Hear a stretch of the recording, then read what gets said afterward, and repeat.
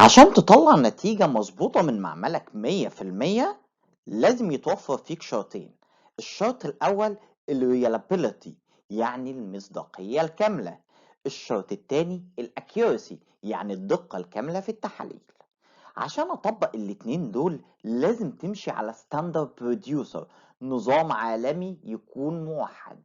ركز معايا، البداية عندي بتكون من السامبل كوليكشن، من جمع العينة. بص يا سيدي، انت في المعمل بتشتغل باكتر من نوع دم. اول حاجة الفينوس بلاد او الدم الوريدي. تاني حاجة الكابيلاريز بلاد او الدم الشعيري. تالت حاجة الارتريال بلاد، الدم الشرياني. وعشان كده اصبح عندي اكتر من طريقة بحصل بيها على الدم. يا اما السكين بانكتشر وده احصل منه على الكابيلاريز بلاد، يا اما الفينوس بانكتشر وده احصل منه على الفينوس بلاد، يا اما ارتريال بانكتشر وده احصل منه على الارتريال بلاد. حلقة النهاردة هنتكلم فيها عن السكين بانكتشر بالتفصيل الممل، فركز معايا وكشكولك وقلمك. بس قبل ما ندخل في الحلقة ما تنساش تعمل لايك للقناة وتعمل سبسكرايب وشير للفيديو عشان يوصلك كل جديد. معاكم كابتن اناليسيس. سكين بانكتشر في الغالب بنستخدمها في تحليل الهيماتولوجيكال ستاديز، عشان مثلا نقيس الهيموجلوبين او الهيماتوكريت بطريقة المايكرو ميثود، او السيل كاونت عد الخلايا، او البلاد فيلم.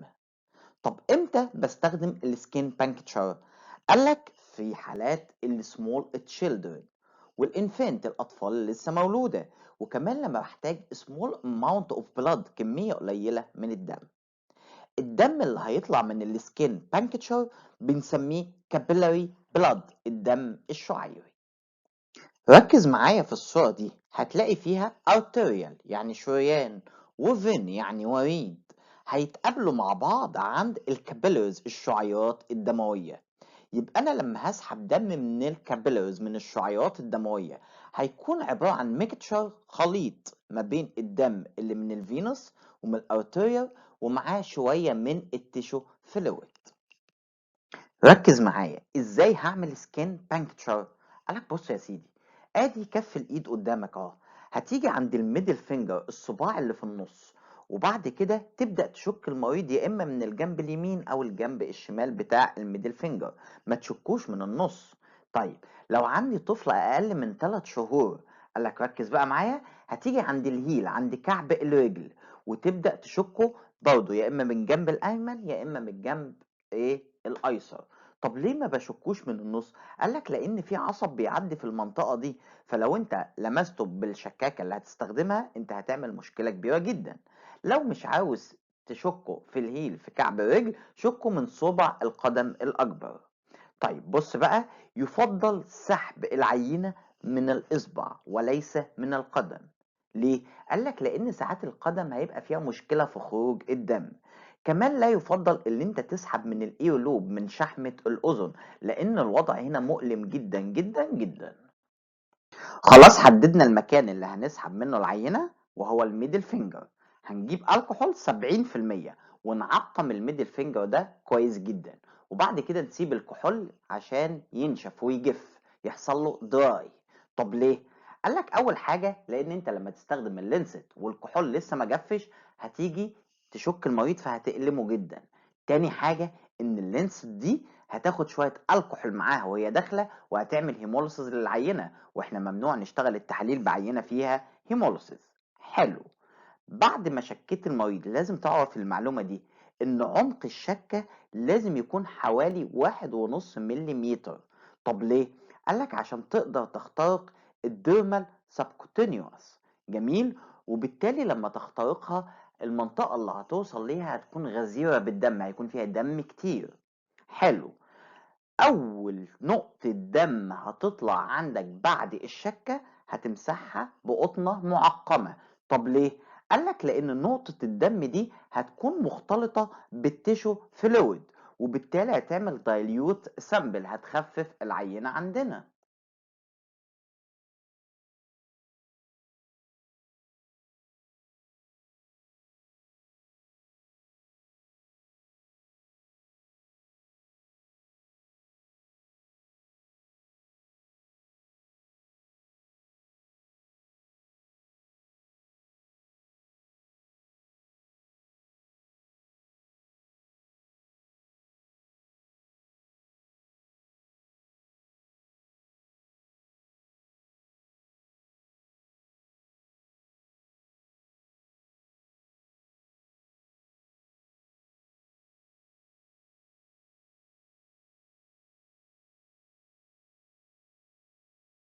ركز معايا.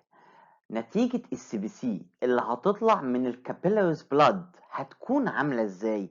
قالك بص يا سيدي، الهيموجلوبين، الهيماتوكريت، الار بي سيز هيكونوا slightly increased عن البلاد فينوس. حلو الكلام جدا. طيب وبالنسبة للبليتلت قالك هيحصل decreased platelet count. ليه؟ لأن البليتلت هتجري هتروح على المكان اللي حصل فيه الثقب وتعمل adhere على السيرفز وبعدين تمنع خروج الدم، وبالتالي هتقل نسبة الصفائح الدموية. لازم تكون عارف المعلومة اللي جاية دي.